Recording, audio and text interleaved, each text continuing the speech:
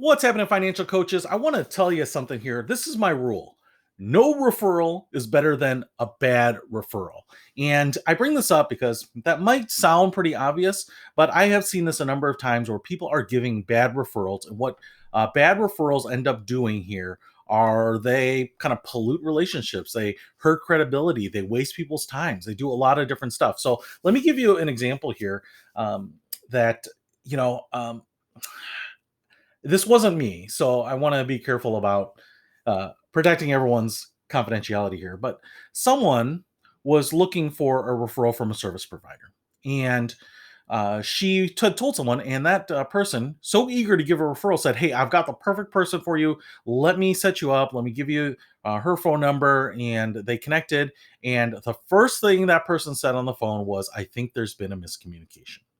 And I don't want to give you the details of it. It's those things are kind of private, but it's in the world of finance. And they talked, and it was a wasted call. It didn't last very long, and it was very polite, and everyone was very friendly about it.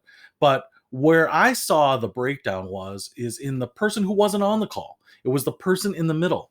And in my opinion, the person in the middle wasted a lot of time, and they didn't even realize that they are wasting time, that they lost credibility by both parties.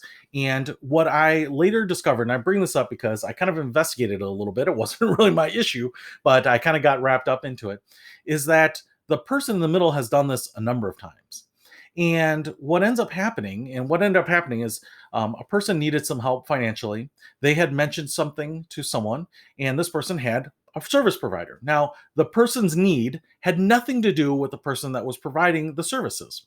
And in this case, the client needed some help with some financial products. And this person works in finance in helping fundraise money for charities, right? It may be financial related, but it had nothing to do. This person needs help with specific issues on specific products at a specific company, and this person doesn't live locally, doesn't work for a company. They work in fundraising for charities. And so they get on the phone, and the person says, "Hey, I've got these products, and I'm kind of worried about the maturity dates, and I'm trying to figure out, like, what are my options." And she says, "I think there's been some sort of miscommunication. I have absolutely no idea what any of that even is." And she said that the person who connected them, she explained that. She's like, "Okay, I hear what you're saying that your friend needs, but that's not what I do. And I'm not sure exactly what transpired there, but it sounds like the person's like, no, no, no, you'll be able to help. It'll be great. Let me connect you guys." What ends up happening is that person in the middle who thought they were doing such a great thing, they were being in tune to people's needs and people who are service providers and all this stuff and connecting them, managed to tick two people off, right? The person who had an issue, who delayed getting the right help that they needed because they thought they had someone else that was going to be able to help them. The other person who knew that it wasn't going to be a good referral off the bat, who told the person who was referring that they weren't the right person, yet was forced into having a phone call that didn't last very long, but it was inconvenient for everyone. It was slightly embarrassing, and it just destroyed the person in the middle's credibility. And from what I've heard now, that person who has done this has done it multiple times, and people don't particularly like the referrals from this person. What I'm saying is, don't be that person.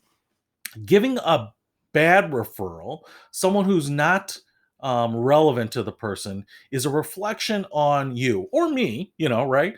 It means that I'm not listening to what that person needs, and I'm not listening to the people in my network who provide things well enough, right?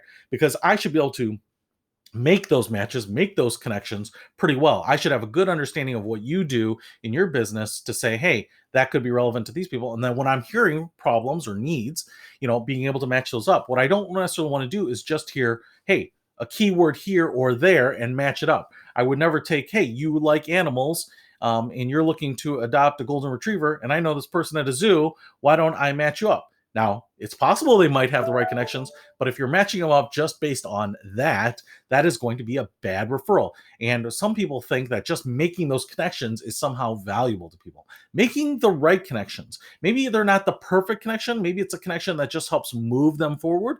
That can be good. But making a bad connection wastes time and breaks down your credibility.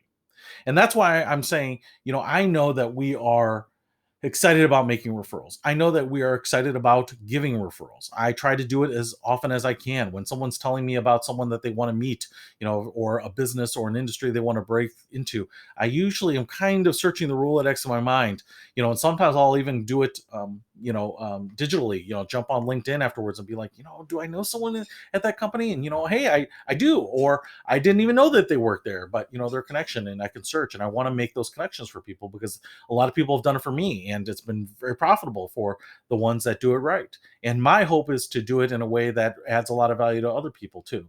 So, what it says, I think there are various lessons you can take out of this. One, don't push people if they're telling you that it's not a good referral. They may be saying it's not a good referral, even when it sounds like a good referral, for reasons that you don't know. Maybe they're winding down their business. Maybe they're not in a place where they can, work with certain people or charge the rates that they've been charging.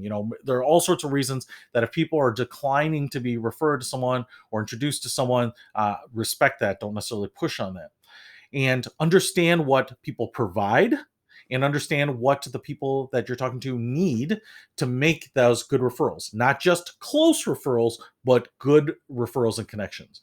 And that will help your reputation from being harmed. It'll keep your reputation intact when people think about it. And when you make a referral, people will have the idea that it's a good referral. They will be giving you the benefit of the doubt because your past referrals have been good. It doesn't mean every single one of them has to be a spot on hit or a home run or anything like that, but a little bit of active listening and, critical thinking and active connecting is going to pay dividends when it comes to becoming a referral agent and having that reputation as someone that is a connector. So a little bit of time there will help you avoid wasting time for a lot of people. That's it.